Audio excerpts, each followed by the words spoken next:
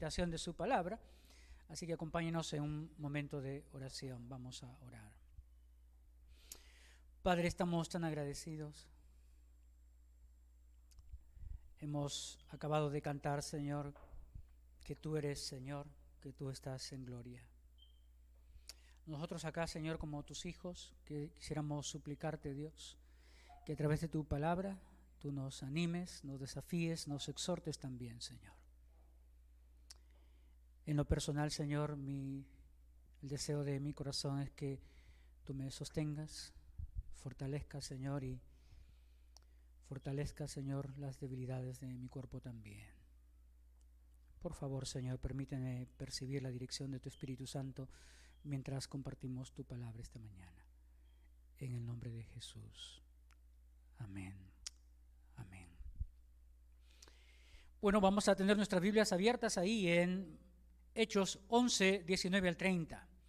Ahora, lo que podemos ver es que esta porción nos permite observar la soberanía de Dios en la plantación, en la confirmación y el desarrollo espiritual de su iglesia. Dios es soberano, no hay nada que pueda detener la obra del Señor, no hay nada que pueda impedir el que Dios haga su voluntad. Ahora, producto de la persecución que se desató en Jerusalén a la muerte de Esteban, los creyentes que hasta ese momento estaban cómodamente reuniéndose en Jerusalén, como ustedes pueden ver en Hechos 2, verso 46, pueden ir hasta Hechos 2, 46 para que notemos que hasta ese momento la iglesia que se formó, producto de la predicación en Pentecostés, de unas 3,000 personas allí, esto era la realidad de la iglesia en Jerusalén. Así estaban de cómodos en Jerusalén. Verso 46 de Hechos 2 dice lo siguiente: y perseverando unánimes cada día en el templo y partiendo el pan en las casas, comían juntos con alegría y sencillez de corazón, alabando a Dios y teniendo favor con todo el pueblo, y el Señor añadía cada día a la iglesia los que habían de ser salvos. Esa era la realidad de la iglesia en Jerusalén. Estaban cómodamente afincados en Jerusalén, disfrutando del beneplácito del pueblo, de la sociedad, de la conformidad de la sociedad frente a lo que había acontecido, que era sencillamente producto de la predicación de la palabra. Muchos judíos habían entregado sus vidas a Cristo. Sin embargo, viene la persecución y muchos judíos tuvieron que salir de Jerusalén. Muchos tuvieron que dejar sus casas porque sus vidas corrían peligro. Sin embargo, al salir de Jerusalén, no se paralizó la obra de Dios. No se paralizó la predicación de la palabra. Miren Hechos capítulo 8. Hechos capítulo 8 nos dice lo siguiente: después de la muerte de Esteban, la persecución se volvió mucho más agresiva. Verso 1 del capítulo 8: y Saulo consentía en su muerte. En aquel día hubo una gran persecución contra la iglesia que estaba en Jerusalén, y todos fueron esparcidos por las tierras de Judea y de Samaria, salvo los apóstoles. Y los hombres piadosos llevaron a enterrar a Esteban e hicieron gran llanto sobre él. Verso 3: y Saulo asolaba la iglesia y entrando casa por casa arrastraba a hombres y a mujeres y los entregaba en las cárceles. Ahora, producto de esa realidad, producto de esa persecución, muchos salieron de Jerusalén y fueron llevados por Judea y Samaria. Es interesante, por Judea y Samaria. Miren capítulo 1 del libro de los Hechos y el verso 8 para entender por qué por Judea y Samaria. ¿Por qué no se fueron por el norte? ¿O por qué se fueron por el norte y no sencillamente siguieron por el sur para que nada les pudiera pasar, sino que siguieron por el norte? Ahora miren lo que dice el verso 8 del capítulo 1. Pero recibiréis poder cuando haya venido sobre vosotros el Espíritu Santo y me seréis testigos en Jerusalén. Jerusalén estaba disfrutando ya de la comodidad del evangelio. Los creyentes se reunían por sus casas y ahí estaban disfrutando del beneplácito también del pueblo. Al parecer estaban tan cómodos que se olvidaron de su responsabilidad de seguir alcanzando con el evangelio a otros lugares que el Señor había mandado. Porque enseguida, ¿qué dice? Me seréis testigos en Jerusalén y luego en Judea, en Samaria y hasta lo último de La tierra. Por lo tanto, cuando vamos a Hechos 8 y son perseguidos, ¿a dónde van? Dice, verso 1, fueron esparcidos por las tierras de Judea y de Samaria. Y hermanos, cuando uno lee el verso 4 dice, pero los que fueron esparcidos iban por todas partes, ¿y qué hacían? Anunciando el evangelio. Sí, podía haberse desatado una tremenda persecución, pero no encasillaron el mensaje de salvación. Pero no pudieron paralizar la predicación de la palabra de Dios. De tal manera que la comunidad cristiana siguió creciendo, siguió avanzando según los planes, según los propósitos de Dios, según la soberanía de Dios. El evangelio tenía que llegar a Judea, tenía que llegar a Samaria, pero no podía quedarse ni en Judea ni en Samaria. El evangelio tenía que llegar hasta lo último de la tierra, hasta lo último de la tierra. Se había predicado al mundo judío, pero faltaba predicarse al mundo gentil. Se había establecido una iglesia en Jerusalén, netamente judía, pero todavía faltaba alcanzar al mundo gentil y establecer también la iglesia entre los gentiles. Y eso ocurre en Hechos 11. Y lo que vamos a ver en Hechos 11 es cómo Dios en su soberanía planta iglesias, iniciando con la predicación del evangelio. Lo que el Señor hace es confirmar también a su iglesia en la conversión de las personas, y luego lo que hace es desarrollar la vida espiritual de todo creyente. Así que lo que vamos a ver ahora es el inicio de la iglesia en Antioquía, cómo Dios confirma en sus corazones la conversión a través del evangelio, y luego cómo desarrolla la vida espiritual de estos creyentes, a tal punto que en Hechos 13 lo que vamos a ver es que de la iglesia de Antioquía se comenzó a evangelizar a todo el mundo conocido hasta ese entonces. De Jerusalén a Antioquía, de Antioquía a todas las naciones. Y entonces, en primer lugar, lo que vamos a ver en Hechos 11 es que toda congregación inicia con la predicación de la palabra. Toda iglesia tiene su inicio en la predicación de la palabra.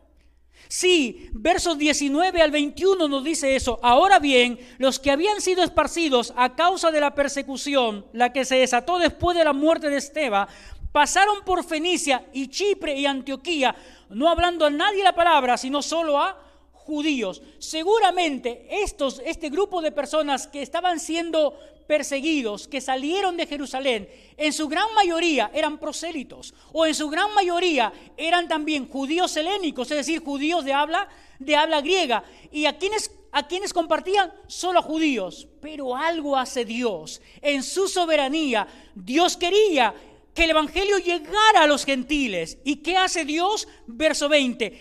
Pero había entre ellos unos varones de Chipre y de Cirene. Chipre es una isla.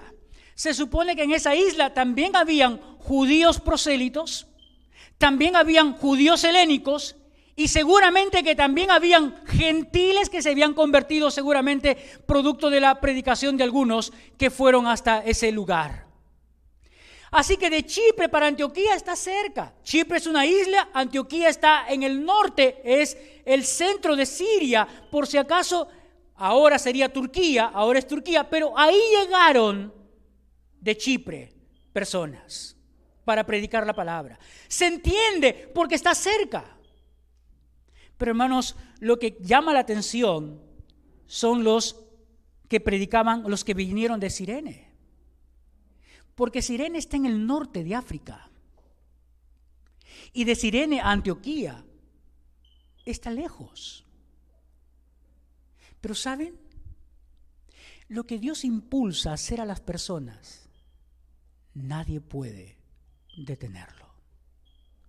Lo que Dios pone en el corazón de sus hijos, nadie puede detenerlo. Nadie puede oponerse a los planes de Dios. Si no podemos ver lo que pasó, por ejemplo, cuando Dios le dijo a uno de sus profetas, ve a Nínive y predica. ¿Qué hizo el profeta? No se fue a Nínive, se fue a otro lugar. ¿Qué hizo Dios? O te vas en tiburón, o en ballena, o te vas en un barco para Nínive, pero nos vemos en Nínive. Y cuando predicó en Nínive, ¿qué pasó? Se convirtió la ciudad de Nínive. Aquí habían personas de Chipre y de Cirene que van hasta Antioquía, predican la palabra de Dios en Antioquía, en aquella gran ciudad, fueron y predicaron el evangelio, y se nos dice que muchas personas se convirtieron al Señor. Por eso es que lo que Dios alienta, lo que Dios pone en el corazón de sus hijos a hacer, nadie puede ir contra la soberanía de Dios, nadie puede ir contra la voluntad de Dios. En la predicación de la palabra, en el inicio de la iglesia gentil, de la iglesia en Antioquía, podemos ver dos cosas. En primer lugar, gentiles fueron alcanzados por la predicación de la palabra. Gentiles. Y hermanos, cuando uno piensa en Antioquía, les voy a dar un panorama histórico de Antioquía. Antioquía es una ciudad formada 3 siglos antes de Cristo por un hombre llamado Nicanor. Le puso Antioquía en honor a su padre Antíoco. Era una ciudad de más o menos para el primer siglo de unos 200,000 habitantes. Una ciudad cosmopolita, una ciudad que gozaba de todos los beneficios que el Imperio Romano podía darle a una ciudad importante. Dentro de la historia del Imperio Romano era la tercera ciudad más importante de todo el imperio. Allí, una vez adquirida la nacionalidad romana, la podías transmitir de familia a familia, no se cortaba. Tenían todos los privilegios acerca de pagar menos impuestos, y tenían todas las libertades que cualquier ciudadano romano tenía. Pero así como era una ciudad cosmopolita, así como era una ciudad pujante, así como era una ciudad que tenía muchísimos recursos económicos, también era una ciudad sumida en la inmoralidad sexual, sumida en la idolatría, sumida en todo tipo de perdición. ¿Qué expresa eso?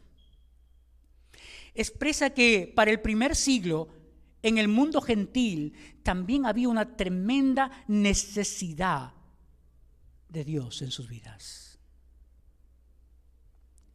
Y lo que nos está enseñando este pasaje, lo que nos está enseñando estos 3 primeros versos del 19 al 21, es que solo la palabra de Dios puede llenar esa necesidad. Que solo el mensaje de amor de Dios puede llenar esa necesidad que hay en el ser humano, que solamente la palabra de Dios puede transformar la vida de cualquier ser humano. No importa en lo que esté sumido, no importa en lo que esté metido, es la palabra de Dios la que transforma el corazón de las personas. Por esa razón no se dice quiénes fueron de Cirene, tampoco se dice quiénes fueron de Chipre, solo se dice que fueron de estos lugares y predicaron la palabra de Dios. ¿Por qué? Porque el énfasis no está en las personas, el énfasis está en obedecer a Dios, el énfasis está en que predicaron el mensaje de salvación. Ahí está el énfasis.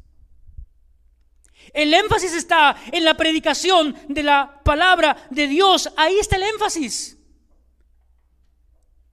Las personas no se convierten más que por la predicación de la palabra de Dios y Dios obrando en el corazón de esas personas a través de la palabra, transformando sus corazones.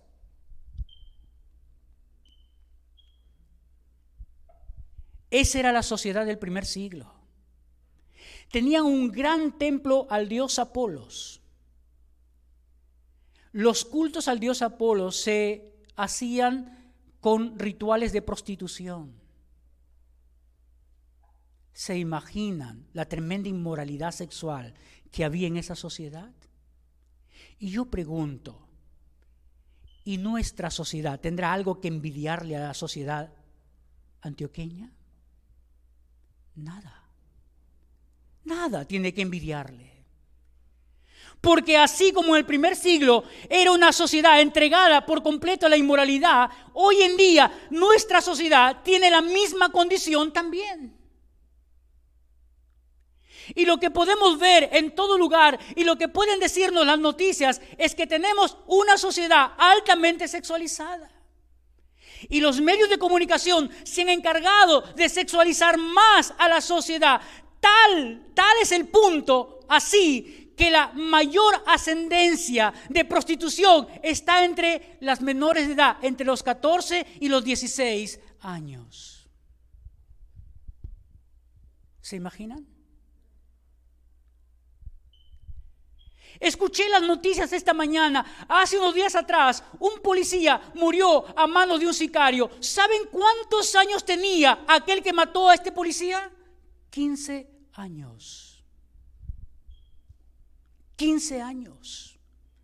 Se dice que la delincuencia está usando a menores de edad ahora. ¿Para qué? Para evitar la cárcel y sencillamente van a un reformatorio. Pero para que vean la necesidad que hay de Dios en nuestra sociedad, la necesidad que hay de transformación de vidas en nuestra sociedad, es que el Estado recién se le ocurre decir que desde los 16 años, persona que comete un delito tiene que ser punible y tiene que ir a la cárcel. Ahora se está tratando de legislar para que a partir de los 16 años aquellos que cometen un delito ya no vayan a la floresta, tengan que ir al penal.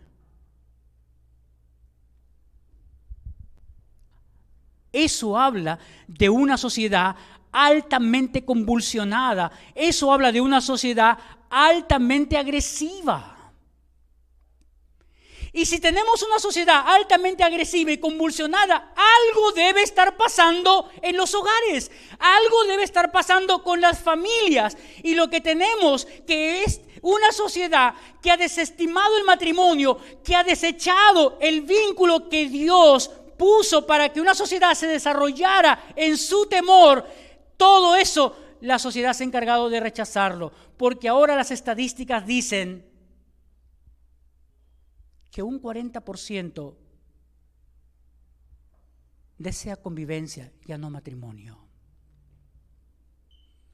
Y por eso muchos estudiosos dicen que la sociedad del siglo XXI es una sociedad diferente a los siglos anteriores. ¿Por qué?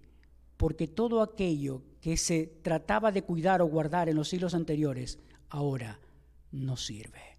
Por eso es que la sociedad del siglo XXI, pensando en el matrimonio, es una sociedad más de convivencia que de matrimonio.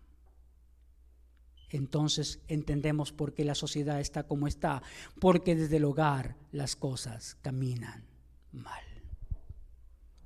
Las cosas caminan mal. ¿Por qué creen que se aprobó la píldora del día siguiente? ¿Por qué? Para frenar la cantidad de embarazos no deseados.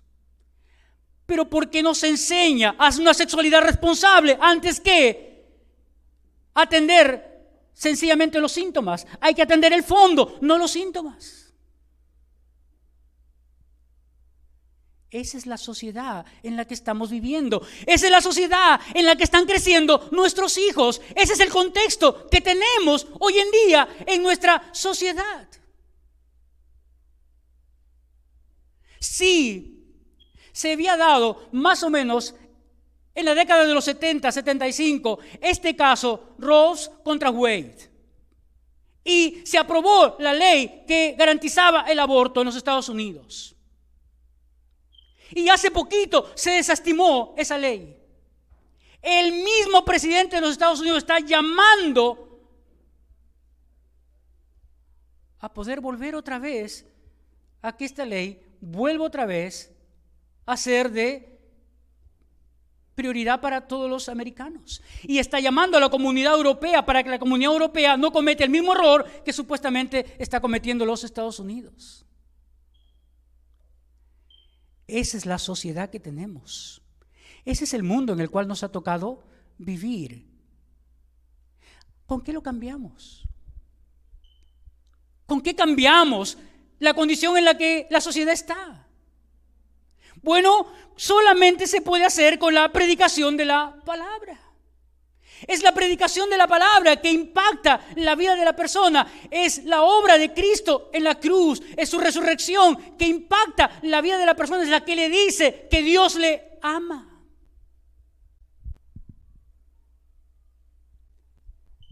Y estas personas de Chipre y de Cirene no callaron, predicaron.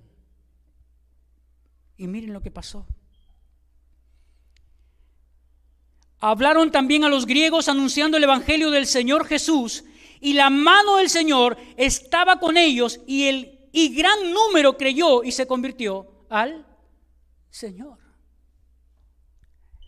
Me impacta esta expresión, la mano del Señor, porque esa expresión se puede expresar de la siguiente manera: y el poder de Dios se manifestaba en medio de la predicación de estas personas. ¿Y cómo se manifestaba el poder de Dios en medio de la predicación? Se manifestó en la conversión de estas personas.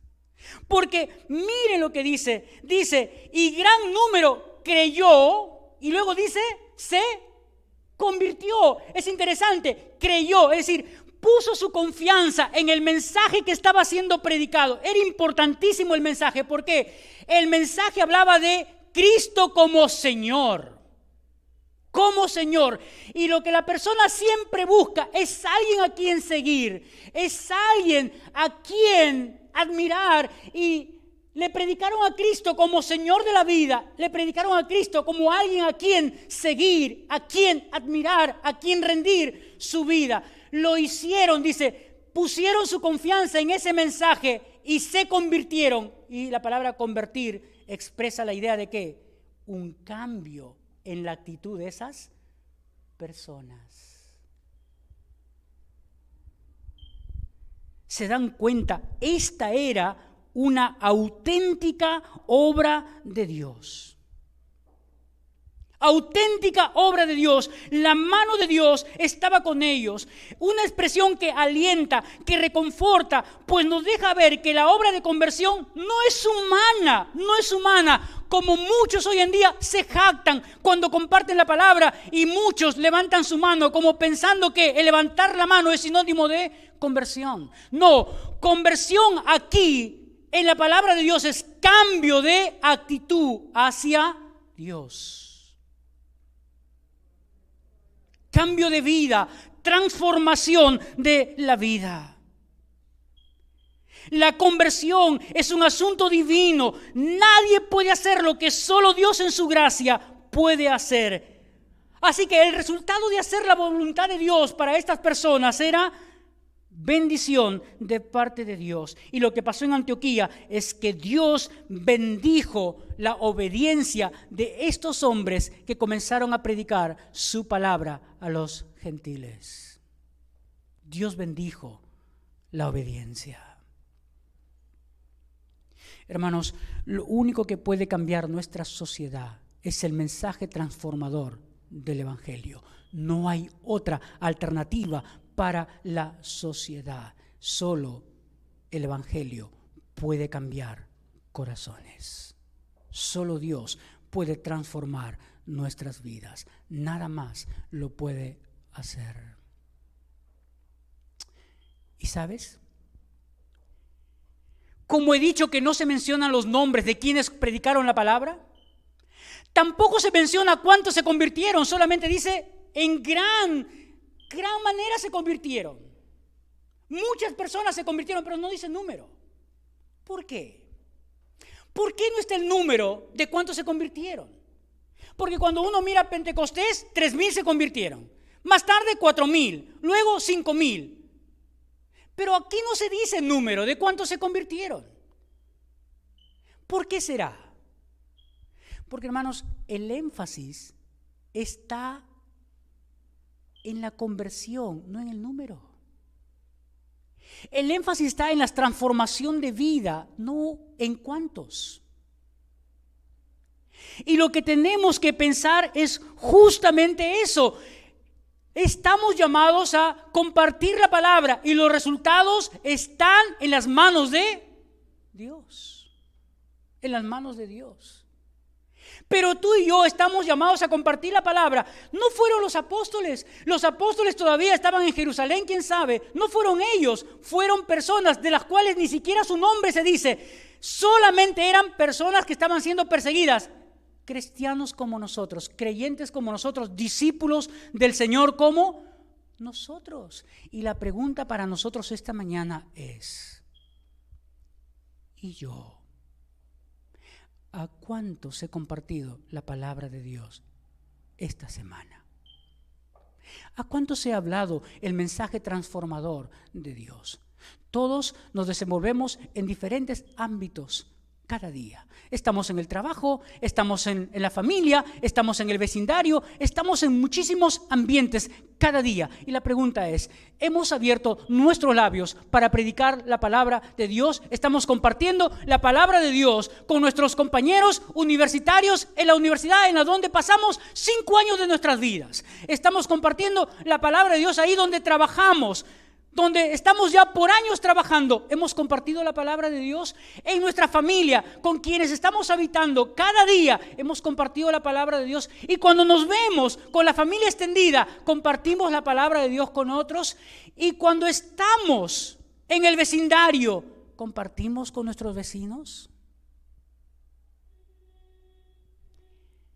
Hermanos, no olvidemos, el Señor dijo: la mies es mucha, los campos listos están para... ¿Hace cuántos años dijo eso el Señor Jesús? Van 2000 años de historia que el Señor, parado sobre Jerusalén, dijo: sí,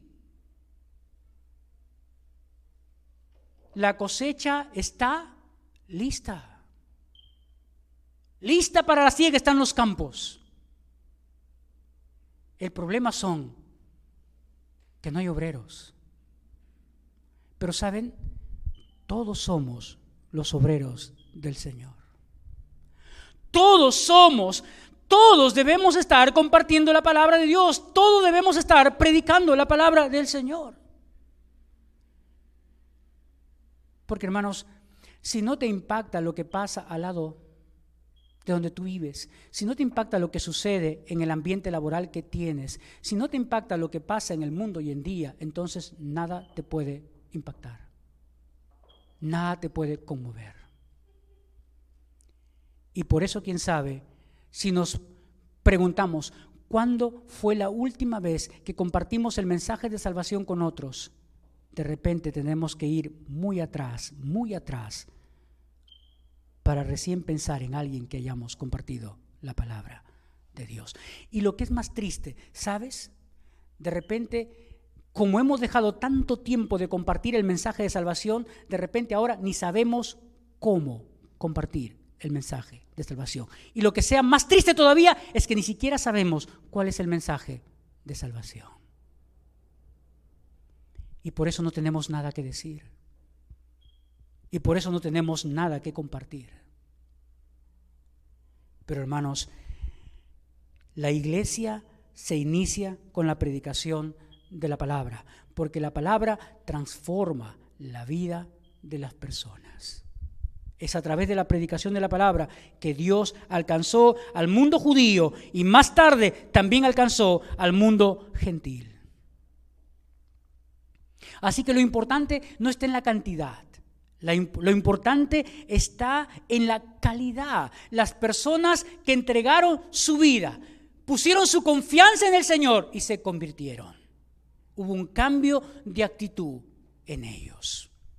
De estar lejos de Dios a ser ahora hijos de Dios. ¿No te hace acordar a ese momento en el cual alguien te compartió la palabra de Dios y rendiste tu corazón también al Señor? Ojalá que Dios nos desafíe a seguir compartiendo su palabra, a no quedarnos callados, a seguir predicando el mensaje de salvación.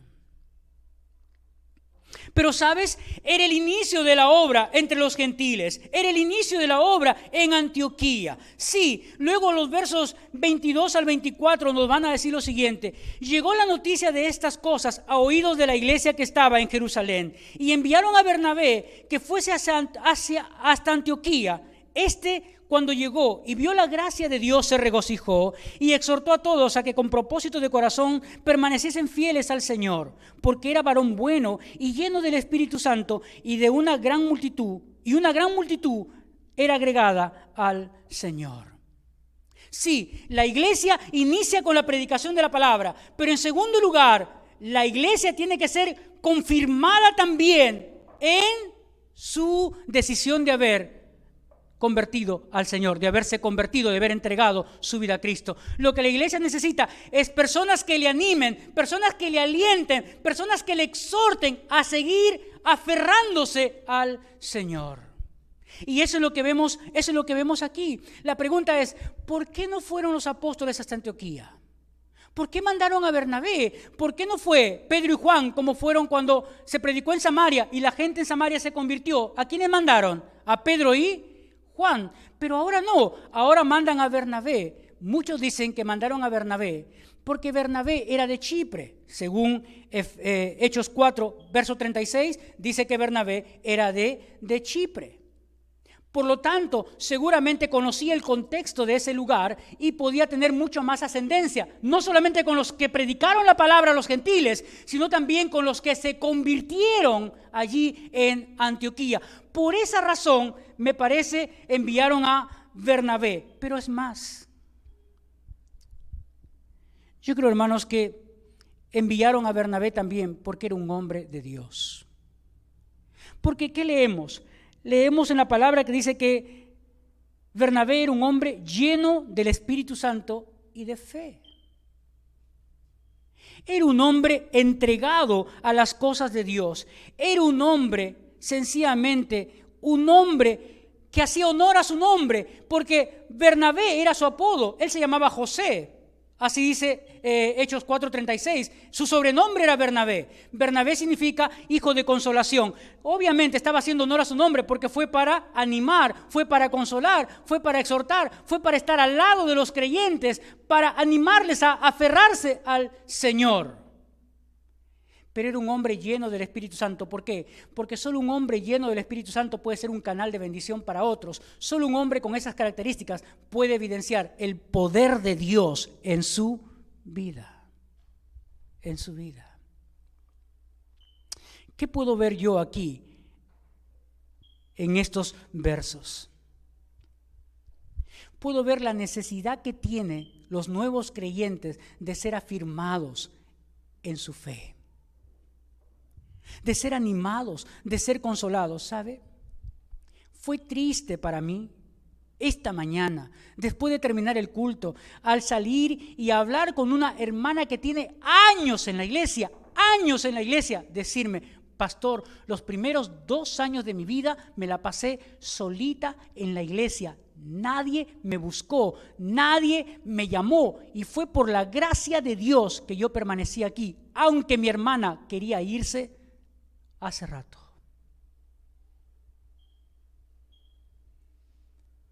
Y tuve que decirle: perdona, lo siento. Lo siento.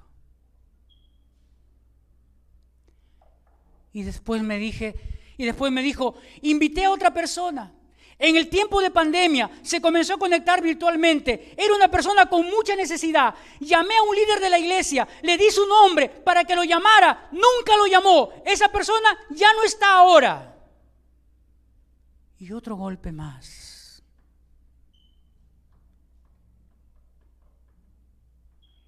Y me paró en la puerta porque hay una tercera persona que ella ha traído y me dice: ¿pasará lo mismo?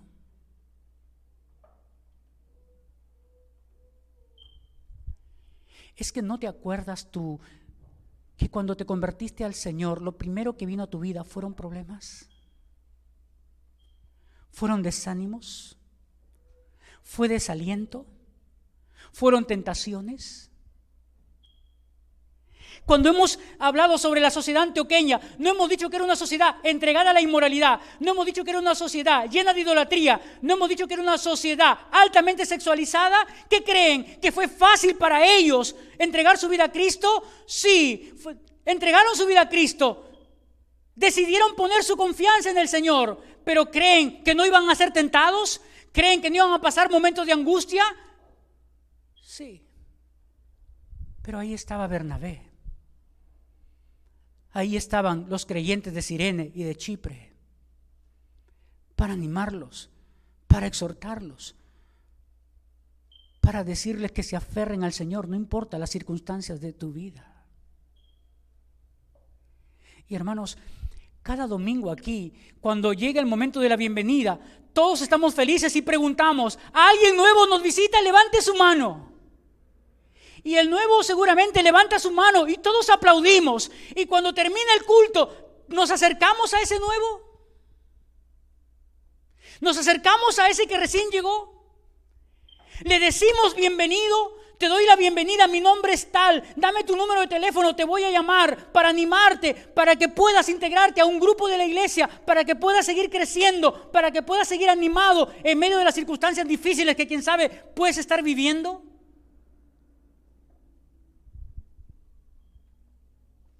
¿Sabes? Es interesante, hace unos días atrás, hace unas semanas atrás, conversando con otros líderes de otras congregaciones, de la misma alianza, la preocupación era esta. Me decían: pastor, ¿en tu iglesia la asistencia ha bajado? Y créame, todas las iglesias están preocupadas porque la asistencia ha bajado.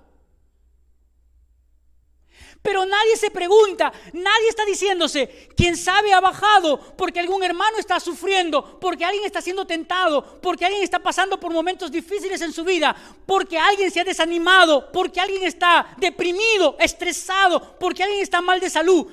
No nos preguntamos eso. Lo único que decimos es: debe ser el clima. Debe ser el clima. Hay mucho frío.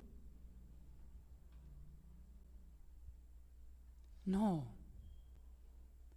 Lo que hay es una congelación o una congeladora en nuestros corazones por el hermano, por el prójimo. Eso hay. Estamos congelados en nuestros corazones. Nos importamos solo nosotros. Porque si ya nosotros tenemos momentos difíciles, ¿por qué cargarnos con los momentos difíciles de otra persona?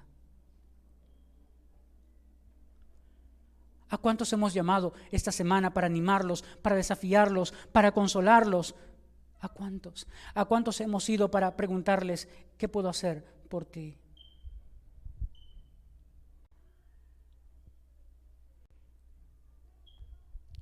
Es triste, me lo digo a mí mismo, porque me chocó escuchar a esta hermana, y es una hermana que es tan cercana, que he hablado tantas veces con esta persona, pero me chocó escuchar lo que me dijo. Porque lo que yo pensaba de la iglesia no es. ¿Y cuántas personas ahora no están aquí esta mañana y nadie está preocupándose por ella, y nadie nos estamos preocupando por ellas?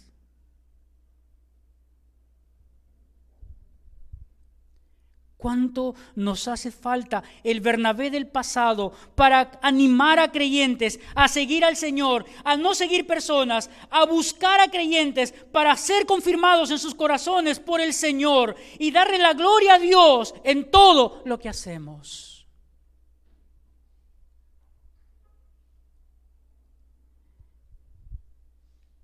Hermanos, créanme que hay muchísimos creyentes que estamos asustados, que estamos llenos de temores por todo lo que pasa en nuestro país. Hay tanta inseguridad, hay tanta injusticia, hay tanta inmoralidad que sencillamente nos sentimos desamparados. Muchas veces llegamos a sentirnos desamparados y solamente cuando volvemos otra vez a pensar en Dios, a levantar nuestra mirada a Él, podemos encontrar el alivio, la consolación, la paz en nuestros corazones. Pero aquellos que podemos hacer eso y los que no pueden, ¿quién los animará? ¿Quién los consolará? ¿Quién los va a fortalecer? Somos nosotros. ¿Acaso no acabamos de cantar, somos iglesia, pueblo de Dios? ¿Qué es iglesia? ¿O quiénes forman la iglesia? Todos aquellos que han rendido su vida a Cristo, todos aquellos que han entregado su vida al Señor, todos aquellos que han sido transformados sus corazones por el mensaje de la palabra de Dios. Somos un cuerpo en Cristo. Si uno está mal, todos nos entristecemos con él. Si a alguien le va bien, todos nos alegramos con él. Yo no sé, estos no son todos los que somos. ¿Dónde están los que no? Los que han dejado de venir.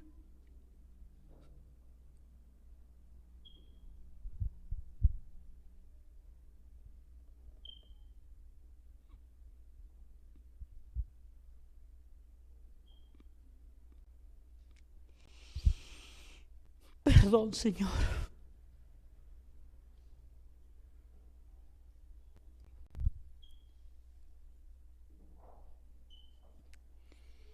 Hay muchos que están sufriendo. Hay muchos que no están entre nosotros. La pandemia ha desanimado a muchos. Muchos que habían puesto su confianza en sus bienes están sin rumbo. Muchos que tenían su confianza en su trabajo, que pensaban que nunca iban a perderlo, los han perdido. Hablábamos el domingo pasado que 70% de la economía peruana se sustenta en la informalidad. Y el 30% restante está temeroso de que en algún momento pierda su trabajo. Necesitamos muchos Bernabés en la iglesia. Usted y yo como un Bernabé para animar y alentar a otros. Para poder consolar al que está llorando, para poder animar al que está desanimado, para poder exhortar al que no está caminando bien en las cosas del Señor. Pero todos nos necesitamos, somos un cuerpo en Cristo.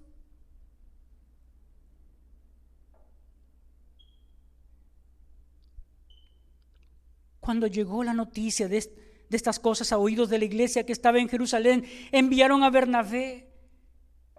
Cuando llegó, se regocijó, se alegró de ver la gracia de Dios, se alegró de ver el impacto de la palabra de Dios en el corazón de estas personas, y enseguida los exhortó, les animó, los alentó a aferrarse al Señor con todo su corazón para que permanecieran fieles al Señor, y siguió compartiendo la palabra con ellos porque era un varón lleno del Espíritu Santo, y en su ministerio gran cantidad de personas también se convirtieron al Señor. Es la calidad de persona que Dios va a usar en la predicación de su palabra.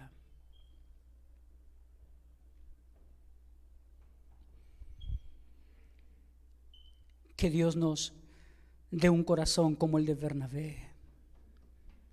Que el verdadero creyente necesita expresar este tipo de amor. Es el amor verdadero de Dios que se preocupa por el prójimo. En tercer lugar, lo que podemos ver en estos versos son el proceso de edificación en la vida cristiana. El proceso de maduración en la vida de un creyente. Sí, se inicia con la predicación de la palabra. Necesitamos ser confirmados en la palabra en segundo lugar. Pero en tercer lugar, necesitamos también ser edificados con la palabra. Es decir, crecer, madurar en la predicación de la palabra y enseñanza de la palabra de Dios. Necesitamos aprender la palabra de Dios. ¿Hasta qué momento? Hasta que lleguemos a la estatura de la medida de la plenitud de Cristo, a un varón maduro, como dice la palabra. Todo creyente necesita crecer en el Señor. Y la manera de crecer en el Señor es a través de la enseñanza de la palabra de Dios. Bernabé necesitaba de otro creyente, de otro líder, preparado para enseñar la palabra de Dios. Y fue en busca de Pablo. Fue en busca de Pablo. Miren los versos 25 en adelante. Después fue Bernabé a Tarso para buscar a Saulo, y hallándole le trajo a Antioquía, y se congregaron allí un año con la iglesia. ¿Y qué hicieron?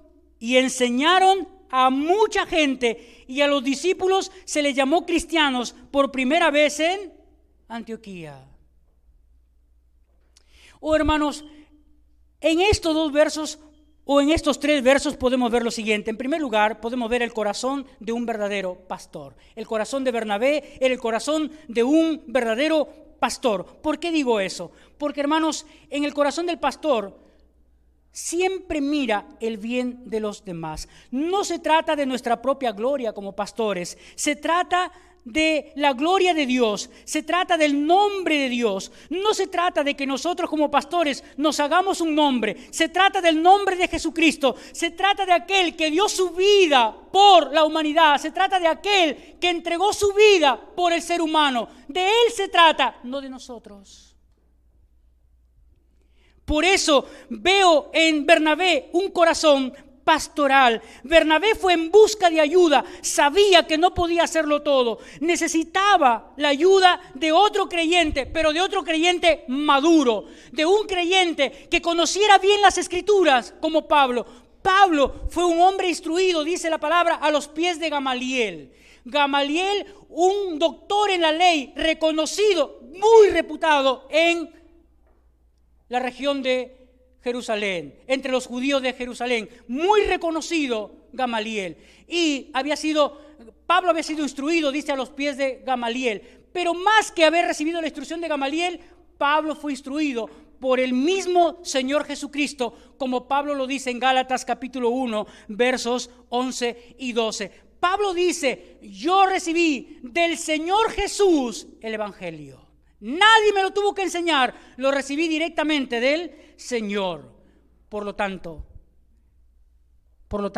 Pablo era la persona idónea para, junto con Bernabé, enseñar la palabra de Dios a los gentiles en ese lugar de Antioquía.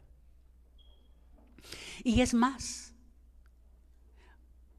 Pablo fue llamado a llevar el nombre de Dios entre los gentiles también. Según Hechos 9, verso 15 en adelante, así dice que uno de los propósitos de Dios al haber llamado a Pablo era que él iba a predicar su evangelio a los gentiles también. Por lo tanto, lo que estaba haciendo Pablo era obedecer sencillamente el llamado de Dios. Y fue con Bernabé hasta Antioquía, y ahí se quedaron un año para enseñar. Así que lo que vemos en esta sección es el corazón de un verdadero pastor, como el corazón de Bernabé. Pero en segundo lugar, el esfuerzo de enseñar la palabra de Dios. Se quedaron un año en Antioquía enseñando la palabra, afirmando los corazones de los creyentes, edificando sus vidas con la palabra.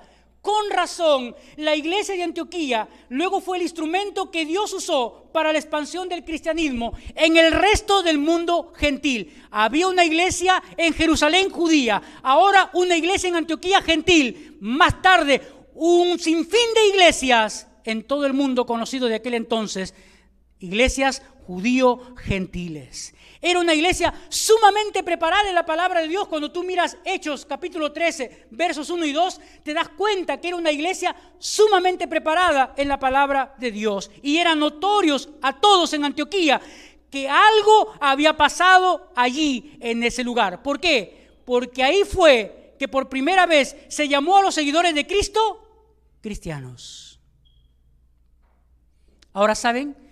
Muchos historiadores dicen, no estoy de acuerdo, muchos historiadores dicen que se les llamó cristianos en una forma peyorativa. No creo eso. Creo que se les llamó cristianos por el cambio profundo en sus vidas que evidenciaban ¿qué? Evidenciaban a Cristo en sus acciones. Eso me parece que pasó. La palabra cristianos, pequeño Cristo. Y hermanos, ojalá la gente en el lugar donde trabajamos pudiera decir, Él es un cristiano. No porque nos ve venir el domingo a la iglesia, no porque nos ve con una Biblia bajo el brazo, sino por nuestra forma de hablar, por nuestra forma de hacer las cosas, por nuestro temor reverente a Dios. Ojalá la familia pudiera decir, creyente, es un cristiano. Ojalá nuestros vecinos pudieran decir, es un cristiano. Ojalá nuestros compañeros de trabajo y de estudio pudieran decir, es un cristiano. Por la forma que vive. Por la forma que vive. ¿Cómo terminamos esta mañana? Primero diciendo que cuánto daño ha hecho a la iglesia los celos entre los creyentes.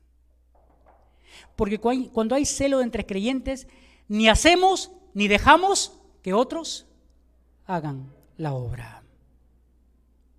¿Cuánto daño hace a la iglesia al tratar de sobresalir sobre otros? Porque cuando tratamos de sobresalir sobre otros, descuidamos la iglesia del Señor.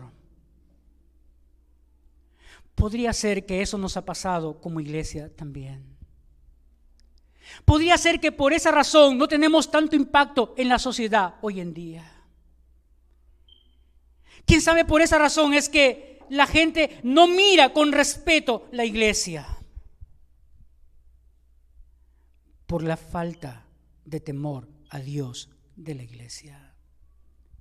Tenemos que servir al Señor de corazón, pensando siempre en glorificar su nombre y no en hacernos un nombre nosotros. Nosotros vamos a pasar, otros vendrán, pero el nombre del Señor es el que siempre la gente tendrá que glorificar. Debemos esforzarnos en nuestra vida espiritual, debemos profundizar en nuestra intimidad con Dios, pues solo así podemos manifestar el poder de Dios obrando a través de nuestras vidas cuando compartimos el Evangelio a quienes no le conocen.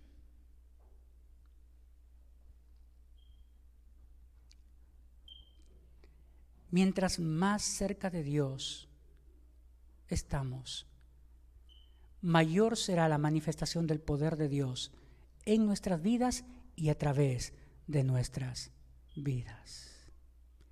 Mientras más lejos del Señor estamos, más frialdad y más indiferencia habrá entre nosotros. ¿Qué iglesia queremos ser? ¿Una iglesia como esta de Antioquía o como la que somos ahora?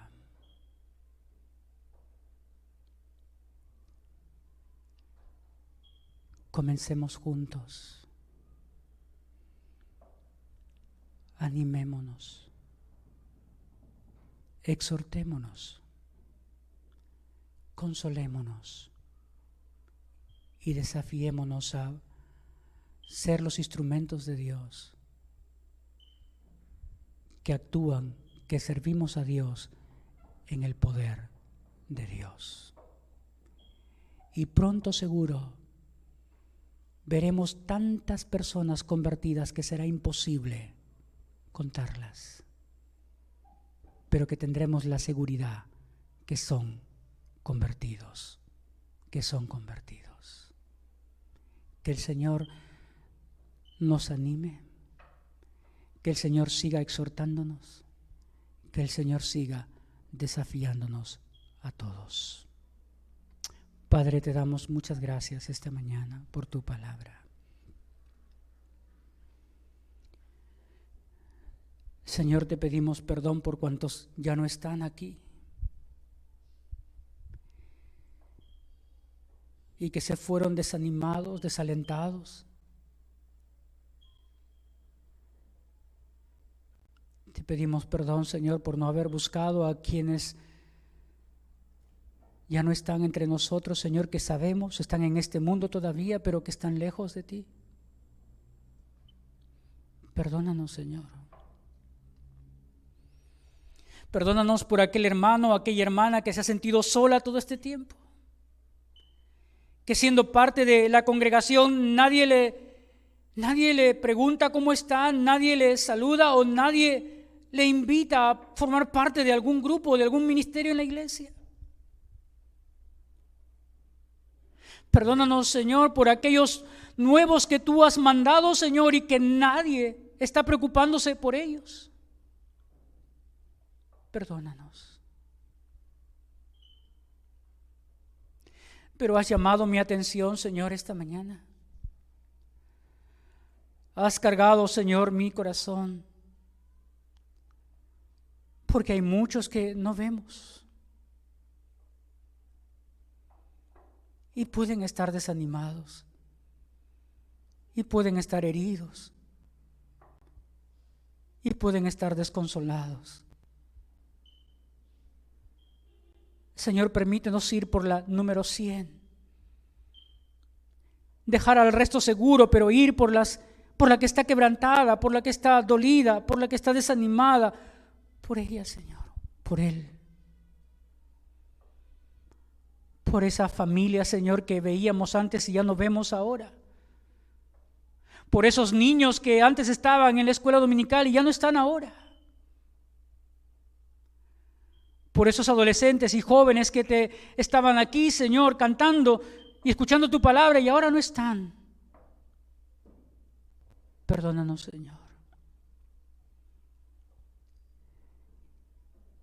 Y que tu Espíritu Santo, Señor, encienda un fuego en nuestros corazones, Señor, de amor por los demás, de preocupación, Señor, de identificación con el dolor, para que podamos ser instrumentos útiles en tus manos, Dios. Anímanos, fortalécenos, Señor, desafíanos. Porque hay muchísimas familias en Covicorti que no te conocen, hay muchísimos miembros en nuestras familias que no te conocen, hay muchas personas en nuestro vecindario que no te conocen, Señor. Y hay mucha perdición y hay mucho mal en nuestra sociedad, Señor, que necesita escuchar tu palabra. Por favor, abre nuestros labios, Señor, para compartir tu evangelio. Tu iglesia aquí en Covicorti, Señor, llamada a ser luz y sal en medio de tinieblas y en medio de la corrupción, Señor, para compartir tu palabra. Por favor, Señor, que al salir de este lugar nadie quede tranquilo. Señor, intranquiliza nuestros corazones hasta que abramos nuestros labios y compartimos tu palabra, Señor. En el nombre de Jesús te damos gracias.